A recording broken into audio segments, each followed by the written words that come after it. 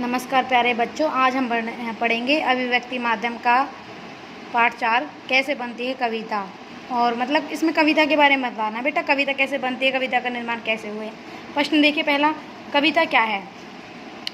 उत्तर देखिए, कविता को परिभाषित करते हुए अर्जेंटीना के स्पेनिश लेखक जॉर्ज लुइस बोर्खेस ने कहा है कि कविता कोने में घात लगाए बैठी है।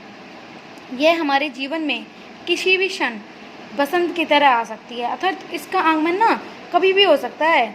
जब हमारे मन में भाव आए तब हम कविता लिख सकते हैं। इसी प्रकार आचार्य रामचंद्र शुक्ल कहते हैं, हृदय की मुक्त अवस्था के लिए मनुष्य की वाणी जो शब्द विधान करती आई है उसे कविता कहा जा सकता है।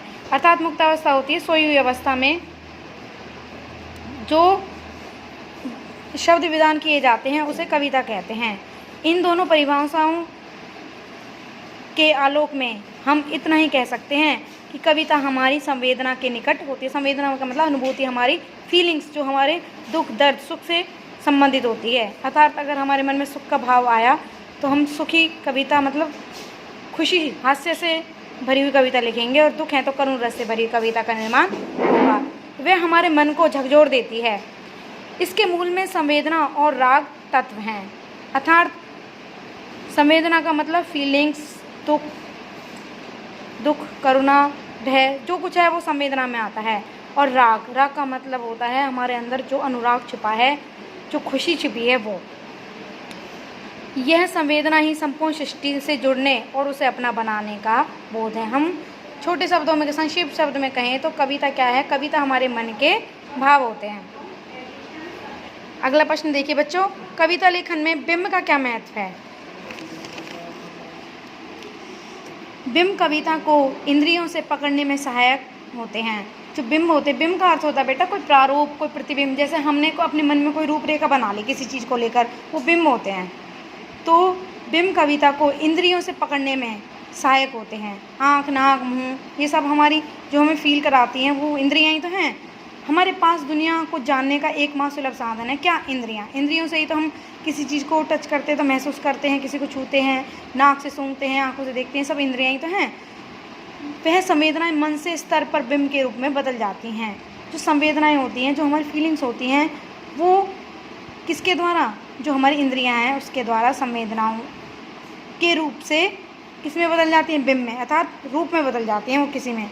कुछ विशेष शब्दों को सुनकर अनायास मन के भीतर कुछ चित्र कौंध जाते हैं।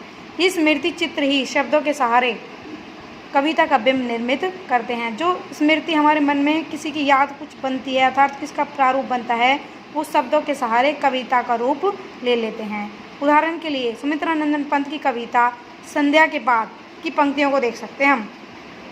तट पर बगलों से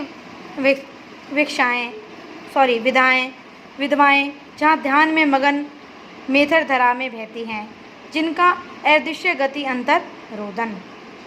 अब यहाँ पर बगुले की विदाएं का मतलब है उसकी जो पंक्तियाँ चल रही हैं, बगुले पंक्तिबद्ध होकर चल रहे हैं और वो विभिन्न प्रकार की विदाएं का मतलब विभिन्न प्रकार के तरीके कर रहे हैं, हंस रहे हैं, गा रहे हैं, नाच रहे हैं, मतलब वो बड़े अपनी मस्ती में हैं, एक कतार में होकर मस्त हैं। आगे देखिए, ऊपर की पंक्तियों को ध्यान से वही है कि आपके मन में बगुले के आकार और उससे वृद्ध विधवाओं के घटे हुए सिर के कारण आपको दिख जाएंगे।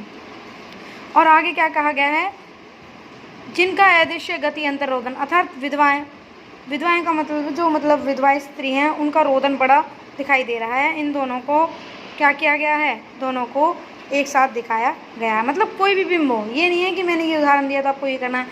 आपके मन में किसी भी व्यक्ति का, किसी भी वस्तु का कोई प्रारूप है। जैसे आप ये देख सकते हैं मोर नाच रहा है, तो बारिश में मोर कैसे नाचेगा, पंख फैला के, वो आपने बिंब बनाया और उस बिंब को शब्दों में बदल दिया।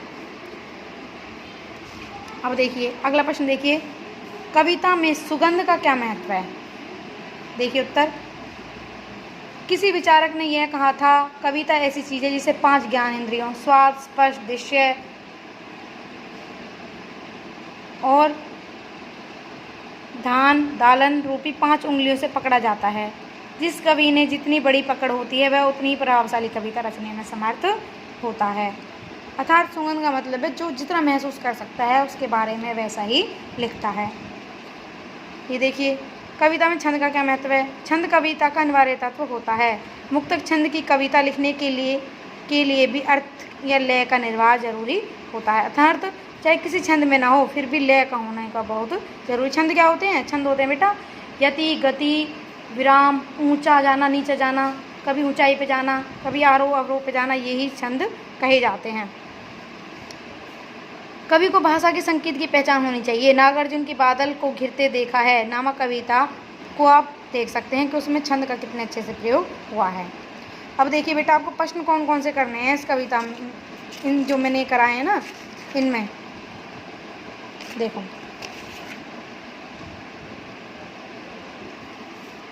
ये देखिए प्रश्न बन रहे हैं, कविता की भाषा कैसी होनी चाहिए, पहला प्रश्न। दूसरा है छंद की दृष्टि से कविता कितने प्रकार की है। तीसरा है कविता लेखन में सामयिकता का क्या महत्व है। अर्थात सामयिकता का मतलब उस समय से ही संबंधित क्यों है। जैसे हम जोधा अकबर का नाटक देखते हैं तो उसमें ना जोधा वैसे ही वस्त्र पहनेगी जो उस समय चलते, जो उस समय वातावरण में, मतलब उस समय के समाज में जो चल रहे थे, तो उसको कहा जाता है सामयिकता, अर्थात उसी समय का वर्णन करना। कविता क्या है ये मैंने इसमें बता दिया है कि अनुभूति होती है मन हृदय की। कविता लेखन से संबंधित दो मतों का वर्णन करो। कविता से संबंधित दो मत हैं। एक मत तो क्या है बेटा,